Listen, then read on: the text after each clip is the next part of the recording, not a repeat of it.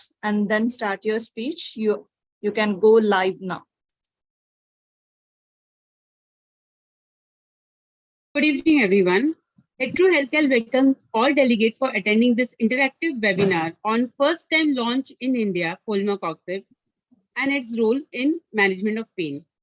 Hetero Healthcare being pioneer in bringing new and innovative solutions in India, considering current gap and need, presents one more treatment solution for well-being of Indians. I would also like to welcome all our speakers for today evening, Dr. Ram Prabhoo as a moderator and our other panelists.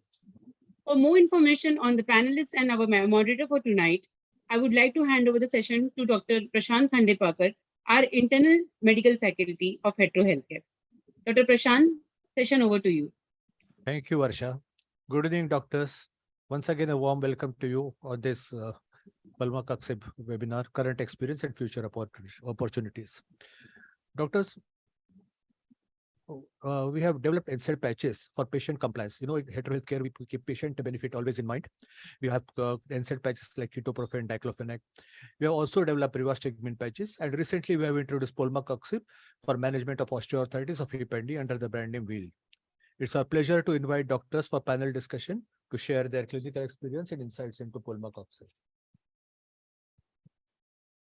I'll briefly introduce the panelists. Dr. Ram Prabhoo is today's moderator.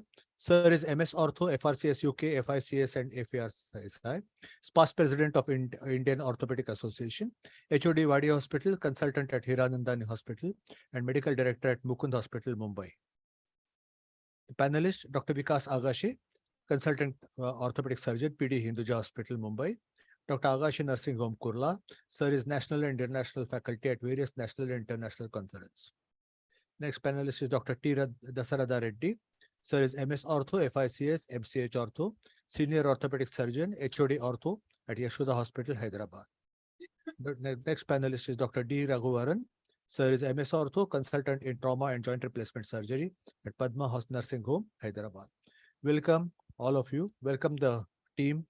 And over to you, Dr. Ram Prabhoo, for the session. Good evening, everyone.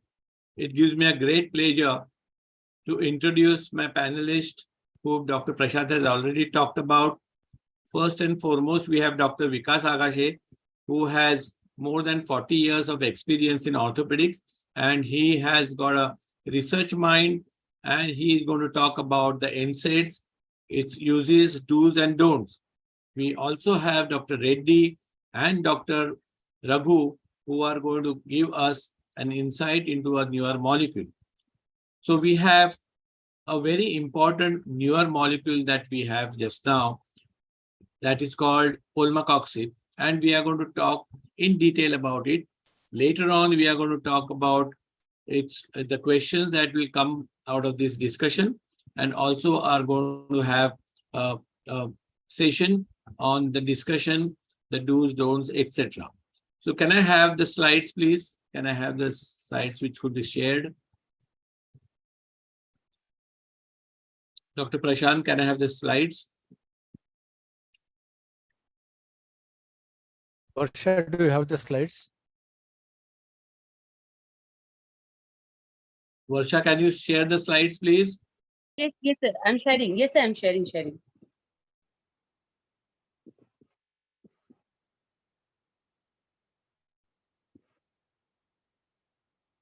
So as she's sharing the slides, we have this molecule which has been brought to us by Hetero Healthcare, and which has really is a sort of path-breaking molecule which is going to transform the management of osteoarthritis soon. Next, please. So when we are talking about osteoarthritis, all of us know that it is a very debilitating problem, and it is very common. And in India itself, we have almost 60 million people who get affected with this, whether it is knee, hip, ankle, the weight-bearing, and the non-weight-bearing joints also. The worldwide prevalence, when I'll say next, please do the next. I'm still talking on that slide. So the worldwide prevalence is almost 3.3 to 3.6%. And in India, it is second most prevalent joint disease, which affects 22 to 39% of the population. So this disease burden is tremendous, and we know that there has to be something which needs to be done soon, because by 2030 or perhaps 35, we are going to be burdened with this osteoarthritis, and we are going to have a major commercial problems about it. Next, please. So what are the major risk factors of osteoarthritis? And we know that there are modifiable and non-modifiable issues about the risk factors. The modifiable ones are the obesity, the lifestyle, the occupational conditions, the comorbidities like diabetes, hypertension, thyroid problems, etc., and the diet, which can be changed, which can be controlled also. And in non-modifiable, we have age, the gender, the male or female, the genetics, because heredity plays an important part, and the race also. We know that in some endemic areas, it is much more common than the others. Next, please. And when we talk about the pathophysiology, there are various risk factors that we see in osteoarthritis, and foremost among them is mechanical stress. That's the reason why weight-bearing joints have osteoarthritis much more common. And when there is an abnormal joint mechanics or deformities, that can also add to the problems of the axis, and that can lead to osteoarthritis. Next, please. So there are certain limitations and challenges in the treatment of osteoarthritis. Next, please. So we have traditional NSAIDs and COX-2 inhibitors, which will be talked about by Dr. Agashe, and also pain relief and joint damage. Treating both the aspect is difficult, and surgical intervention. So I will hand over this to Dr. Vikas Agashe now to talk about NSAIDs. Dr. Vikas Agashe, please.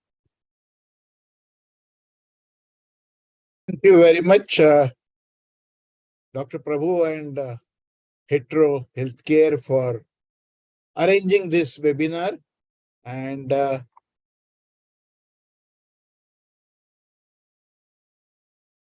can you see my slides now? Yes, you can. Okay. No, So essentially, yeah, I will discuss NSAIDs through the lens of an orthopedic surgeon. We all know that pain is the most unpleasant sensation, could be sensory or emotional, generally with actual or potential tissue damage. It could be acute, like gout or injury, or could be chronic, like osteoarthritis or rheumatoid arthritis. It could be neuropathic because pressure on the nerves, or ischemic or referred. But the most common type of pain we as orthopedic surgeons have to manage is nociceptive pain. Nociception is a neural response to potential tissue damaging stimuli, which causes inflammation like a fracture or burns or so many things. So whenever there is a tissue damage and there is inflammation, the nociceptive pain comes into play. And therefore, half of our life is spent in writing analgesics and anti-inflammatory prescriptions. And the thinking is, what should I prescribe? Do I prescribe diclofenac? Do I prescribe ibuprofen or piroxicam or naproxen or steroids, or there is something new now? Friends, you will all agree that anti-inflammatory drugs for an orthopedic surgeon is like a spouse.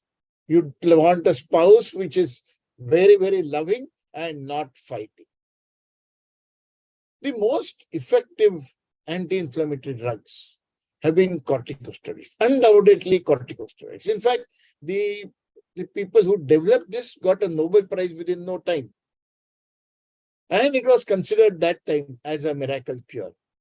Unfortunately, there were adverse effects of high magnitude, and the use and popularity of steroids went down immediately. And therefore, people started developing newer drugs, and they are classically called non-steroidal anti-inflammatory drugs or NSAIDs.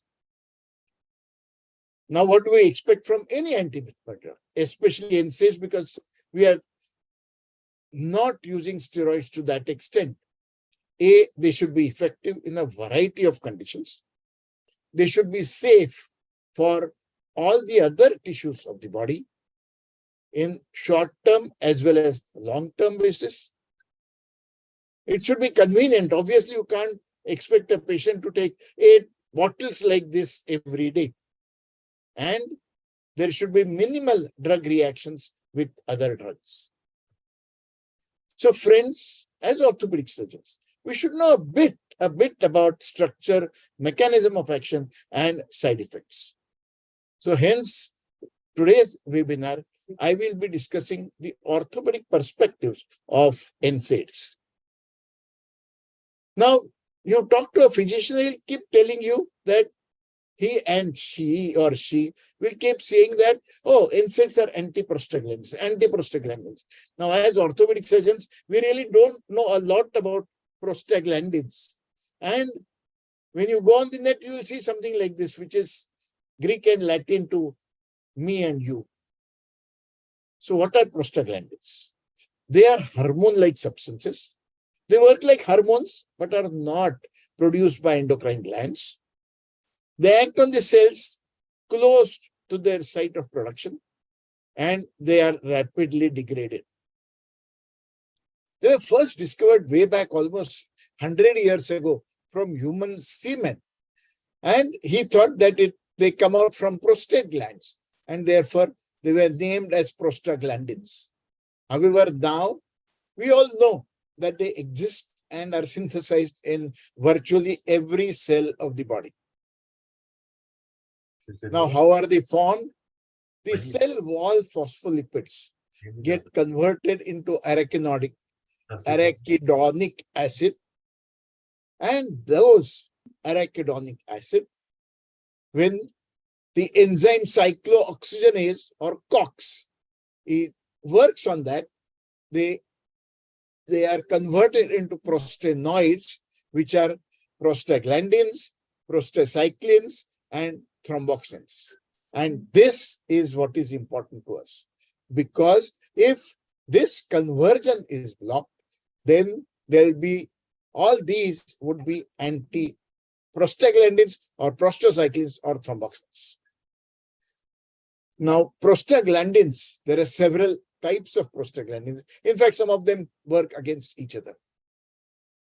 Now, this is something I read on the net. They are portrayed as rabid deer. So imagine their drooling saliva helping to lubricate, but imagine them using their antlers, which will poke into our joints and tissues from inside. Now, there are 2 types of cyclooxygenase, COX-1 or cyclooxygenase 1 and cyclooxygenase 2 or COX-2. Now, COX-1 is a constitutive enzyme, in the sense it is there in multiple tissues. It is always there, and it produces continuous low-level prostaglandin production. So therefore, it is considered to have a housekeeping function. That saliva helps you for platelet regulation, kidney function, and regulation of mucus and acid production. So this low-level prostaglandins help body functions. As opposed to that, COX-2, whenever there is an inflammatory stimulus, then it gets induced at the location of inflammation. There is acute high-level production of prostaglandins, and here you can see there is a herd of rabid deer, which will keep poking their antlers into tissues and will lead to inflammation and something which we know, pain, redness, warmth, and fever. So in short, arachidonic acid to prostaglandin, if it is by COX-1, it is continuous low-level prostaglandin or makes housekeeping function. And if it is inflammation, then COX-2 gets activated. It leads to acute high-level prostaglandin production, leading to inflammation. The classic COX-1 inhibitor is aspirin. And if that is prevented, I mean, if COX-1 is prevented by aspirin, then this continuous low-level prostaglandin is prevented. And therefore, there is a deranged platelet regulation, kidney function, and production of a mucus, which will prevent acid actually hurting your stomach. Therefore, there should be minimum or no COX-1 activity. With that in mind, after late 90s, COX-2 inhibitors were developed: celecoxib, rofecoxib, valdecoxib, and itracoxib. While rofecoxib and valdecoxib were withdrawn because of potential harmful effects on heart. With that in mind, Polmacoxib was developed, and it was approved in Korea about 7 to 8 years ago. So in short, we have a classic COX-1 inhibitor and we have COXIBs, which are COX-2 inhibitors. So in short, they are divided. Non-steroidal anti-inflammatory antipyretic agents are divided into non-selective. That means they work against COX-1 as well as COX-2. Ibuprofen, naproxen, all these are the classic NSAID, and they have increased risk of GI events, and they do not have much risk of CV events. They could be semi-elective. That means they are more COX-2 inhibitors, but also have COX-1 inhibition potential, that is diclofenac, aceclofenac, indomethacin, piroxicam, etc.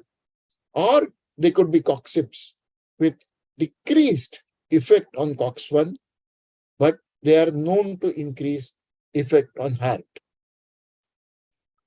So traditional NSAIDs have gastrointestinal problems, including ulcers. COX-2 inhibitors, they do not have much effect on the GI tract, but CV events are known. So in short, what are the side effects of NSAID? NSAIDs is the mnemonics. N is not good for the entire body. S, sticky blood clots. Therefore, there is increased risk of thrombosis in heart, brain, vessels. A, asthma worsens. Therefore, avoid in asthma and nasal polyps. Use acetaminophen. I, increase GI bleed. D, dysfunctional kidney, especially after long use. And S, swelling of the heart and feet. So NSAID summarizes the side effects or harmful effects of NSAIDs. So friends, we have to keep choosing NSAIDs for traumatic conditions, osteoarthritic conditions, RA and gout, or other rheumatological conditions. We all know basics of it. However, when we have to consider or choose NSAIDs in presence of heart disease, hypertension, diabetes mellitus, kidney problems, peptic ulcers, patient on blood thinners, it is best to call up your friends, the physicians, and ask them which NSAID to be used and how long it is to be used, especially when you have to use them on a long-term basis. So friends, NSAIDs are very useful. They're extensively used, but they have side effects, especially talking of COX-2, they have a harmful effect on heart. So friends, do we have a COX-2 inhibitor with minimal risk for CV events? Do we have a COX-2 inhibitor which prevents entry of COX-2 inhibitor into heart, while allowing it, like this gate, allowing it to act in conditions like osteoarthritis or at the site of inflammation. Friends, I request now Dr. Prabhoo, Dr. Reddy and Dr. Raghuvaran to discuss a drug which is effective and quite safe. Thank you, friends. Thank you. Thank you very much, Dr. Vikas Agashe, for your excellent and very well presented talking about the NSAIDs and its efficacy and how it actually evolved over a period of time to manage the pain, the joint inflammation, etc. So now I am going to talk about the molecule as such.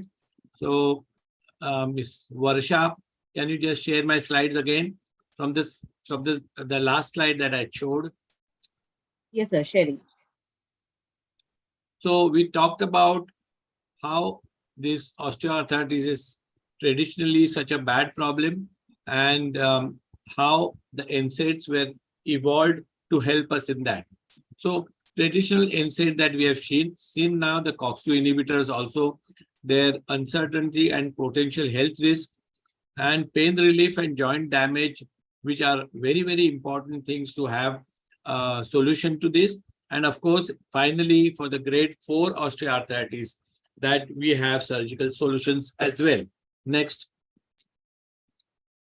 So now let's talk about this versatile Polmacoxib, a newer molecule which probably is going to change the course of treatment for the pain management and the mobility of the weight-bearing joints. Next, please. So it is an extremely tissue-specific novel NSAID, purposefully developed non-steroidal anti-inflammatory drug to specifically inhibit COX-2, and it is useful for the treatment of pain in arthritis patient. Next, please. It has been also passed as an osteoarthritis managing, but at the same time, we do not have an approval for rheumatoid and other problems which lead to osteoarthritis.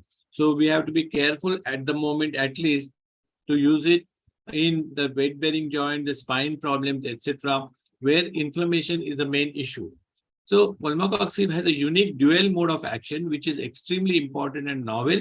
It inhibits both COX-2 and carbonic anhydrase, and that is how the whole efficacy of this molecule is there to see. Next, please.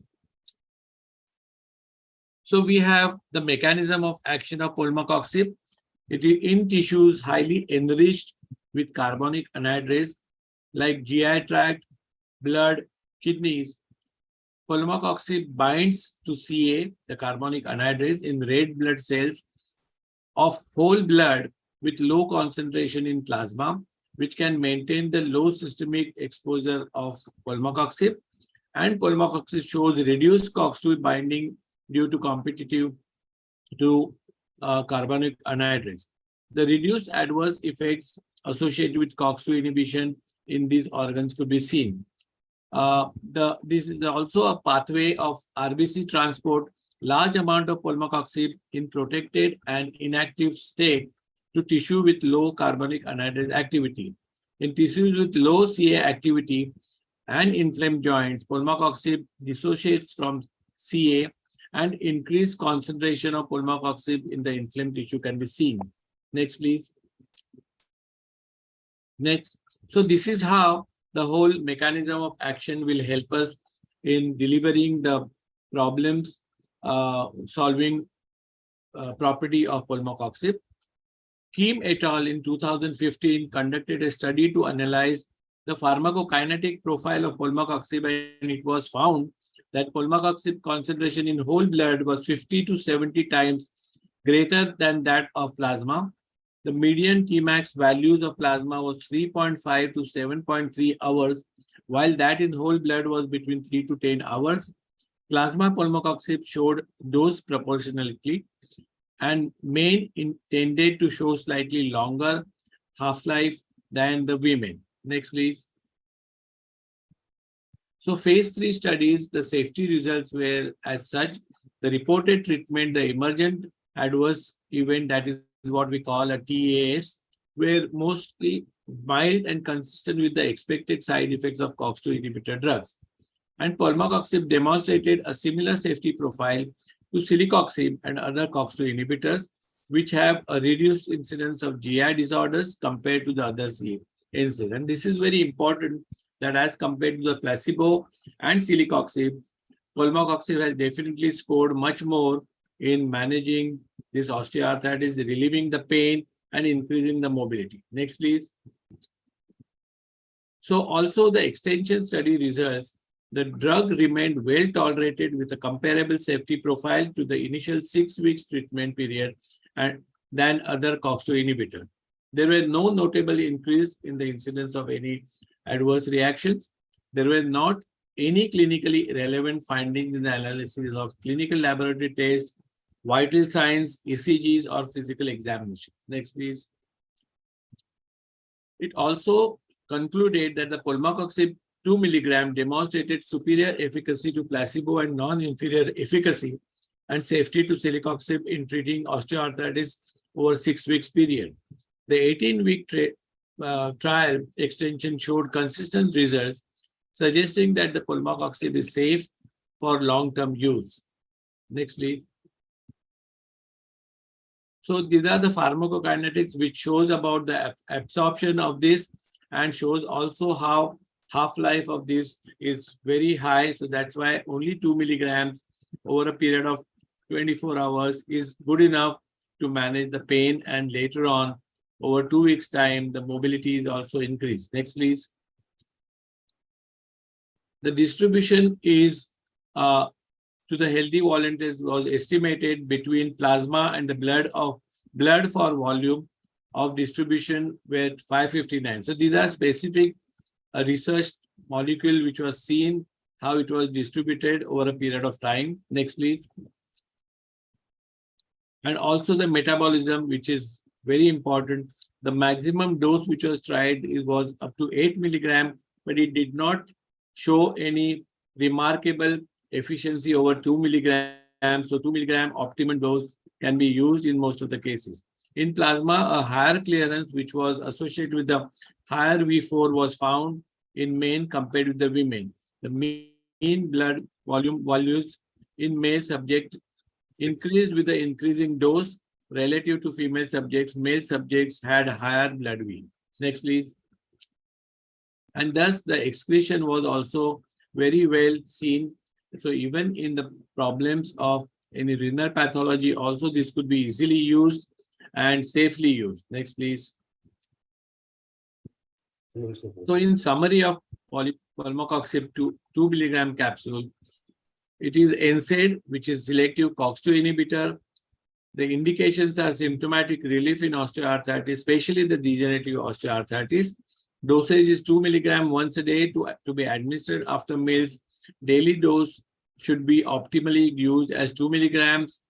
And drug interactions are also seen like ketoconazole, angiotensin converting enzyme like ACE inhibitors, or also some diuretics, lithium, methotrexate, curcumin type of anticoagulants, cyclosporin, the tacrolimus, and corticosteroids. And it is definitely contraindicated in the patients with allergic reactions to sulfonamides, history of asthma, acute rhinitis, nasal polyps, angioedema, urticaria, uncontrolled hypertension, edema or fluid retention, hepatic and renal impairment to the large extent, active peptic ulcer or gastrointestinal bleeding, IBDs, congestive heart failure, established ischemic heart disease, peripheral artery disease, pregnant and nursing women in which we have not really given it or tried, hyperkalemia, blood coagulation disorders, and taking anticoagulants. So we have to be extremely careful in such cases in highly patients having high comorbid problems like this. Next, please. So the message to be taken is that polmacoxib, the COX-2 inhibitor that has been developed recently for the treatment of pain, it has been approved recently in February 2023 by DCCA. And polmacoxib is a dual inhibitor of COX-2 and carbonic anhydrase. This dual mechanism of polmacoxib is believed to minimize the adverse cardiovascular effects of COX-2. It is well tolerated and clinically efficacious. and is in treating pain associated with osteoarthritis. Polmacoxib is safe for long-term use. Next, please. So we have a couple of case studies which we have done. Next, please.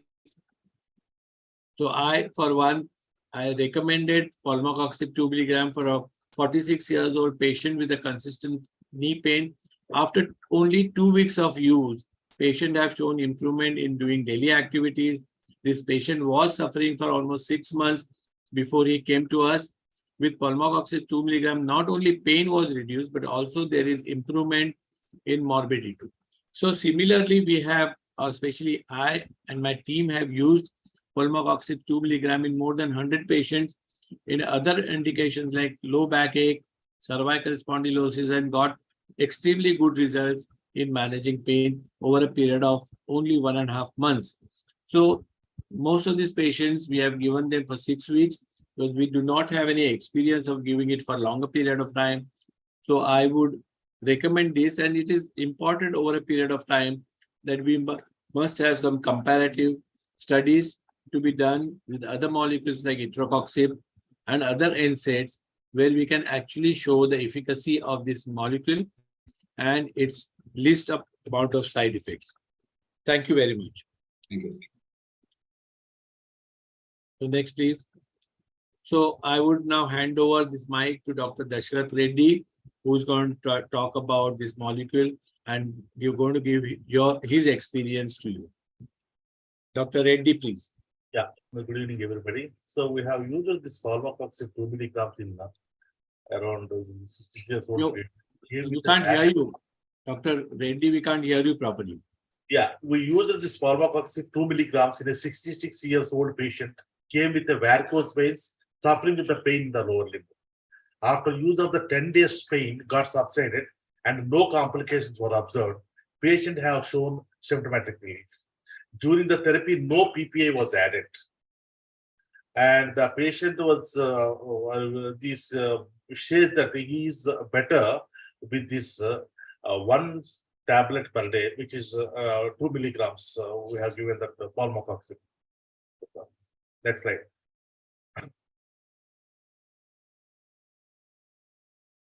Prabhoo. Yeah, good evening, sir. We have used Polmacoxib 2 mg for 10 days in a 62-year-old patient with osteoarthritis and is having controlled hypertension. And patient started showing of relief of symptoms within 1 week of therapy. And I observed that it is better in terms of efficacy and safety over other COX-2 inhibitors. Earlier, I used to use itracoxib, and the compliance with this Polmacoxib is better because it is an OD pill. Initially, I used to give in the active flares of arthritis with itracoxib 60 mg per BD. And there is also improved compliance with the patients with the OD advantage. And no more side effects with this. Thank you.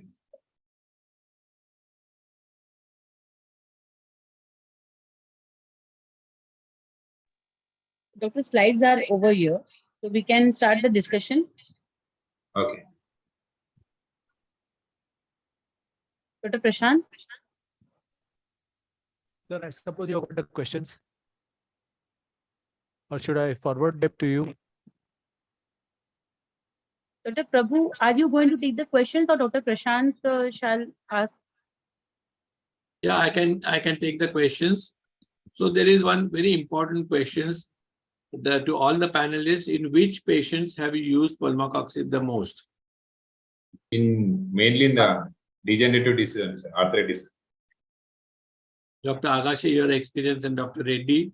I feel that it is approved for osteoarthritis, and I think we should remain in that area only. It is best to use it only for osteoarthritis. I will not like to use it for extended indication. Currently, yes, sir. It's approved only for osteoarthritis. Osteoarthritis of knee and hip. I do not know how common is osteoarthritis of hip. I don't know, but it's recommended only for, indicated only for this. Right. It's not as common as developed countries, but it is becoming common, especially because very often it is post-fracture treatment. Okay. But I mean, these are the- primary osteoarthritis, for some reason, is not very common in our country. Okay. Yeah, as Dr. Agashe said, it is always the secondary osteoarthritis that we see, post-rheumatoid or any other problems which Or- are affected with the joint. We see that commonly. And that is also true for knee and other joints too. So we see that primary osteoarthritis is not so common in India, but degenerative osteoarthritis in the knee is common.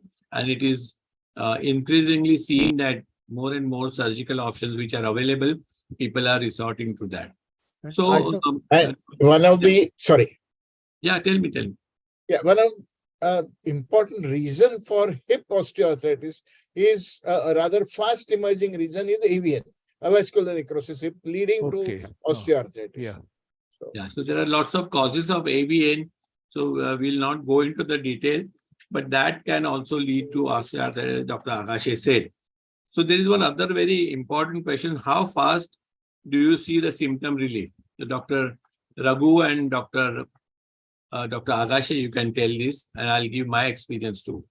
So I have seen this. The earliest symptom relief is almost about, it takes 10 days. 10 days to 2 weeks is the time where we see the symptoms, and we counsel the patient, tell them that you don't see this as a miracle drug, but we can start thinking and getting the relief within 2 weeks' time. And that is quite reasonable for the patient to have relief, because they, many times when they come to us, they have already passed 3 months, 6 months, and they are really desperate to get the relief. So Dr. Agashe and Dr. Raghu, your... Yeah, Dr. Reddy, if you can, or Raghu, if you can discuss, then I'll also share my thing. Initially, I started to use Polmacoxib. Will there be relief or not?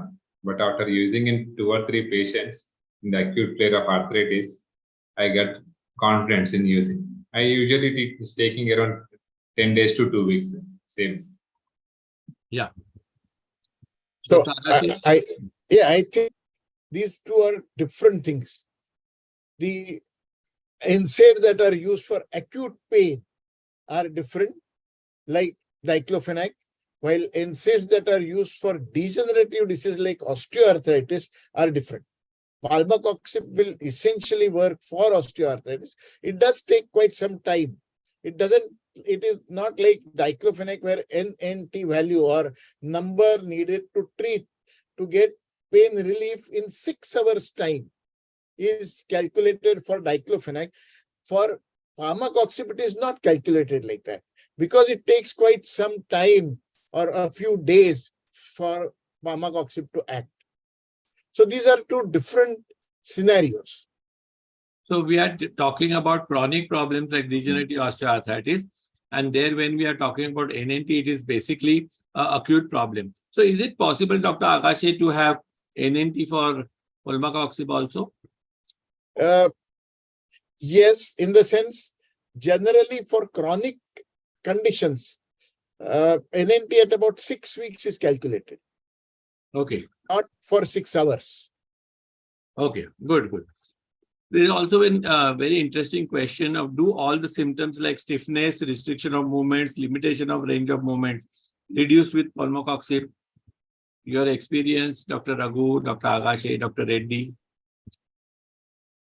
I think Dr. Prashant is keen to answer. Prashant, your voice is somehow not audible. Can Is you it talk clear a little now? louder? Is it clear now? No, Yes. it is not loud enough.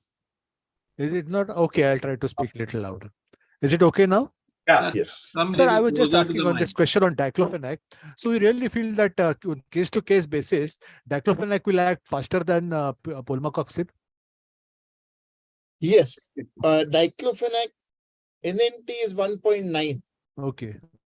So, and in about 6 hours time, you give this to 2 patients. Oh. One of them is likely to have 50% relief.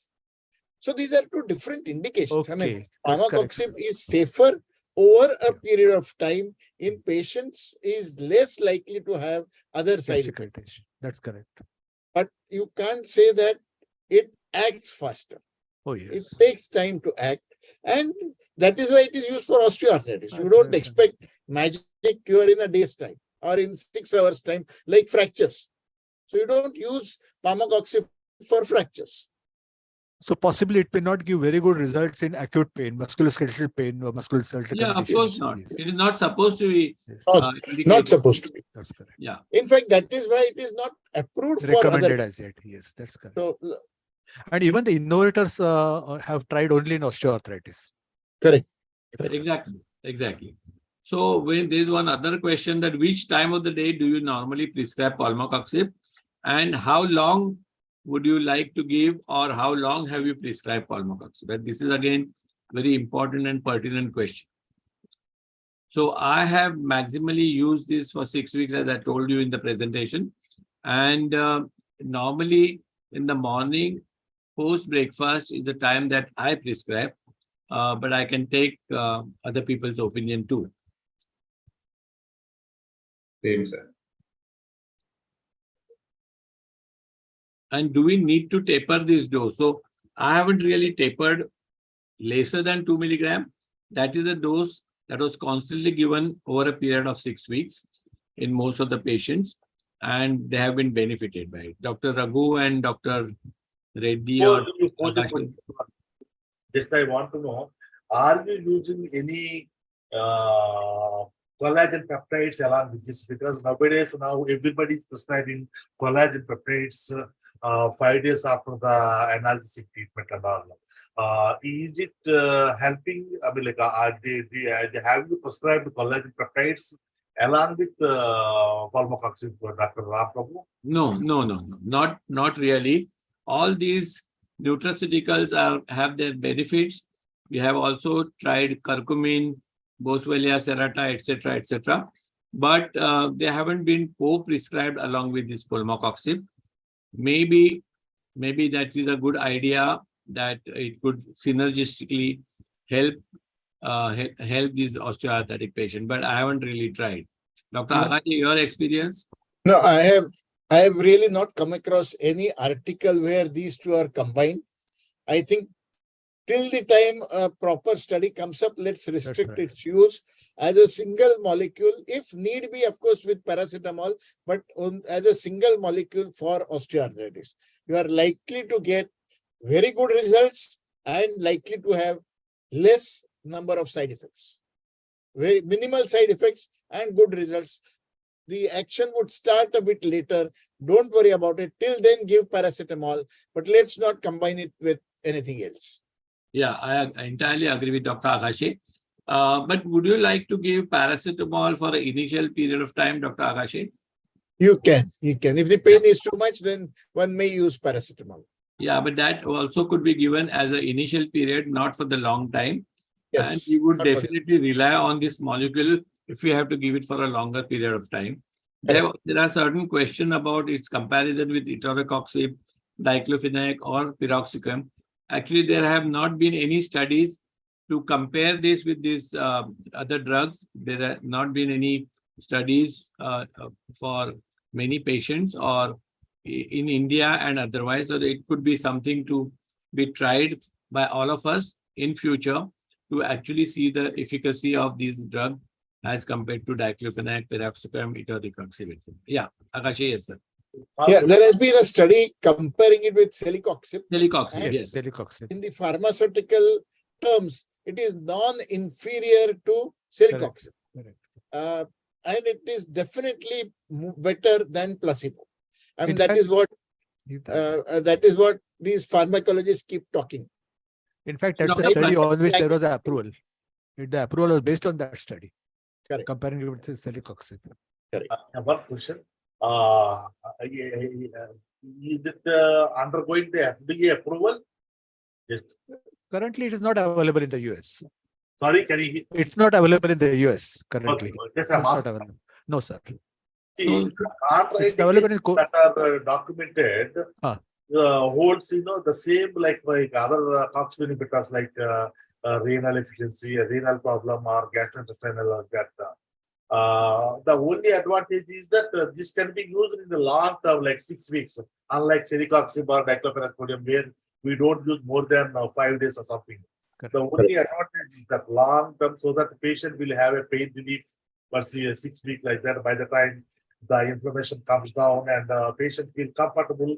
And by looking at the 2 milligrams, that gives a lot of mental satisfaction to the patient that it is only 2 milligrams, whereas Yes, this correct, diclofenac yes, sodium 50 milligrams, celecoxib is 200 milligram, or pyroxam is 20 milligram, like that, and aceclofenac 100 milligram, like that. When you see that it's only 2 milligram, so people feel good that yeah, this is very low dose molecule, so that they also will not have much the apprehensions about the drug. That's I personally feel. So there are, Psychologically, 2 milligrams would appear less as compared to 550 and I know. Yes, correct, yes, yeah, you are right. Exactly. So, Dr. Prashant, I would like you to answer this. How safe is it in CKD patient, and how often do you need to give antacids or similar PPIs sir, along with these meds?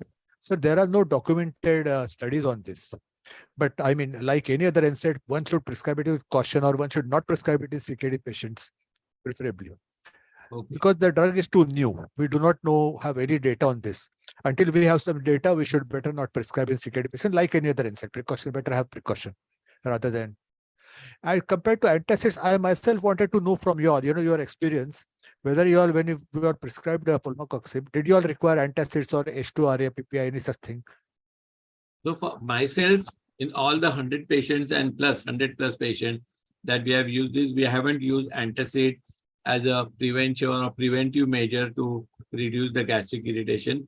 And touch wood, we haven't had any severe side effects of gastric irritation or gastritis. If PPI is not co-prescribed, they say that long-term usage of PPI is not safe. Correct. That's what people are telling that now. Yes, and people are discouraging, even gastroenterologists are discouraging to use the long-term usage of the PPI. PPI. So if you can avoid PPI when you use the Polmacoxib, that's a good. In fact, that's a question I really wanted to ask from you people, because you're One prescribing. is the cost, the other one is the side effect of the PPI. We think that we are giving the PPI to avoid the complication of the any silicoxib, I mean, like any NSAIDs. But if we can, if you don't require a PPI when you use the Polmacoxib, nothing like it. Yeah. So there is one very interesting study of the PPI use, just for everybody's information, that PPI use is only 2% in the gastroenterologist, and the orthopedic surgeons use it almost 13%. Correct. And the overall PPI market in a year is 8,000 crores. My God. So you can imagine that the gastroenterologists use PPI as the least. Yeah. Orthopedic surgeons use it almost 13%. So and that we is are not how talking about. we want to be safe, and we are scared to use our NSAIDs. And we are not talking about GPs and other. Even the nephrologists don't use it as much as orthopedic surgeons. But the drug is too new, which is why in CKD patients and in asthma patients, one has to be very careful. In fact, one should not even prescribe because, there are no data. So somebody talked about pregnancy and this, but I think when the patient is with chronic osteoarthritis, very rarely do we see pregnant ladies, because pregnancy is sort of is up to 40 years. The chronic osteoarthritis starts after that, much later on. Correct. So I don't think the question of using this molecule in the pregnancy arise. It is there. Anything else? Any more questions? Just one point to add. This PPI is as bad as any NSAIDs. It affects in the long-term usage of PPI. It affects the kidneys as well. Yeah, of course. See, PPI themselves have some problems. If you use, in fact, we just recently had a ad board meeting regarding the usage of PPI, their adverse usage, their actually over usage, and we have to be very, very, very conservative in using those PPIs. And that's the reason why H2 antagonists also have been used.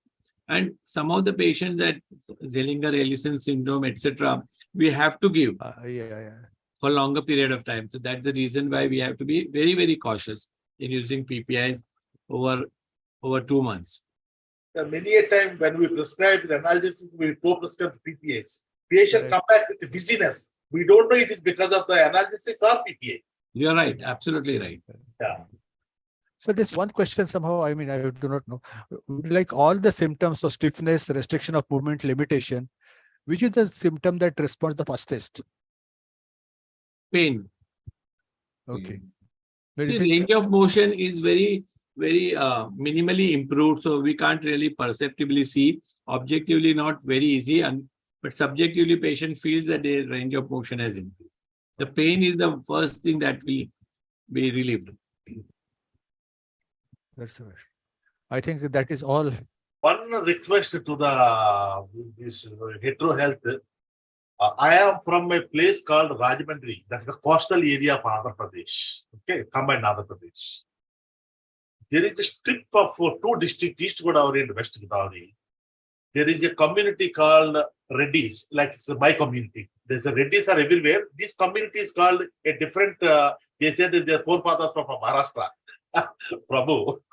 We may be relatives, I don't know. Yeah. So these people have, I don't know, every second or third person is an ankylosing spondylosis patient. Oh my God. Very I have interesting. studied 8,290 cases so far last 18 years. My God. Mm-hmm. I myself is an ankylosing spondylosis patient, HLA-B27 positive. Oh. Just I want you to conduct a study with the Polmacoxib on ankylosing spondylosis. Is it working or not? Because I tried many drugs except naproxen, no drug is working. In And ankylosing of course, I add the spondylitis. salzopyrin and all, that's a different issue. That is I want a good COX-2 inhibitor to tackle ankylosing spondylosis. If you can, I can associate with you in studying this patient, the Polmacoxib. It's a new molecule. I want to study this. Very interesting fact, Dr. Reddy. I really congratulate you for treating so many. I think this is perhaps the world record, and we should put it down on that. 8,000 plus ankylosing. I think it is something unheard of, and I think Dr. Agashe, myself, Raghu, Dr. Prashant, I think we should definitely do some study. We will add some 50, 100 cases to your 8,000 cases, but I'm sure we'll be able to get some positive response in this, and we'll try it, definitely. And for your kind information, Dr. Ram Prabhu, this HLA-B27 is a very prevalent in Northeast, Tripura, Assam, West Bengal. Okay, but with the symptomatic, this is clinical evidence of HLA-B27? Yes, clinical degenerative stiffness of bamboo stick, this one, bamboo appearance, and restriction of the movements, early morning stiffness, and the pain goes as the day passes. They respond very well with the salidopyrin. Okay, that's a good thing, yeah. Right. So good, I think we are very happy to have this kind of discussion today. Lovely discussion. Lovely discussion. Wonderful molecule that is really be a changer, the decision changer in this osteoarthritic management. And I would now hand over this to Dr. Prashant and Varsha to do the final. Varsha, you can propose a vote of thanks. Varshaji, just I'm very much interested to conduct a study about this ankylosing spondylosis. Kindly coordinate with your people from Hyderabad so that we will do a study, and we will do the study under the stewardship of Dr. Ram Prabhu. Yeah, definitely. We should definitely do this. We need your guidance, sir, Dr. Ram Prabhu. Yeah, definitely. I want to do something for this. People are suffering a lot. I think that will be really a great advancement in the treatment of ankylosing spondylitis, perhaps. Yeah. So Dr. Prashant, take over. Yeah, I must thank everyone. Now I request Varsha to propose vote of thanks. Thank you, Dr. Prashant. First of all, thank you so much, Dr. Prabhu, for such an excellent and interactive session. It has been smoothly done. And I thank to all our panelists, Dr. Vikas Agashe, Dr. Reddy, Dr. Raghuvaran, for sharing your beautiful and insightful session, the points over Polmacoxib. And Dr. Reddy, once again, thanking to you for sharing the statistics. This was new for us as well. and I will definitely see to it that how we can go further for the activity that we want to do. And I once again thank all the panelists for giving your time. I hope audiences who have connected to us, the queries on Polmacoxib has been taken care of. And thank you so much once again for this wonderful and interactive session. Thank you very much, all of you, all the panelists, Dr. Prashant, and the entire team of Hetero. Thank you, sir. Thank Thank you, all you. of you, doctor. Right, sir. Thank you. Thank you. Thank you, sir.